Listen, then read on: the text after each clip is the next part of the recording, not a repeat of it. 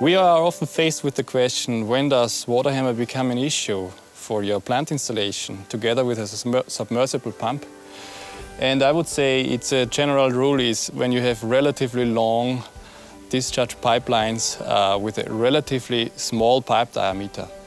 Then we have the highest kinetic energy in the system, which means a high rate of the moving mass. And you have to accelerate this mass when you start the pump, and you have to decelerate this when you stop the pump, even during normal situations during the day. And as you can see, we do this often with a soft start and stop when we talk about lower power rates. And we use the star-delta method when we go up for higher power rates. But still, we may face a plant where we have to add some additional feature. And this shows how it is done usually.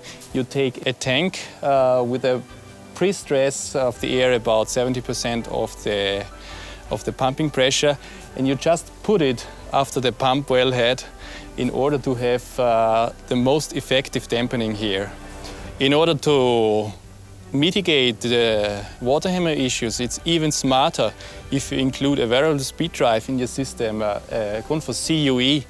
And this setup is exactly what you can see behind me in these small pump stations. And I would like to show you this now.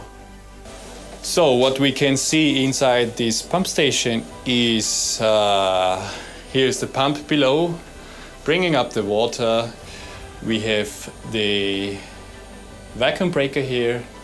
Then we can see there is a flow meter, and after that we have a pressure sensor. And here is a valve, manual valve. And actually you can see here is a small tank. But it's important to mention that in this case we also have a variable speed drive. And with this device we can actually adapt our start and stop function during normal operating. And this will significantly reduce the number of load cycles on our pipeline. So when we have a variable speed drive, you can ask, why do we still need a tank then in the system? Because we do have electrical dampening here. But what happens if we have a power failure? We can face a situation where the variable speed drive is not working properly. And then it's mandatory to have a backup system here in the pipeline.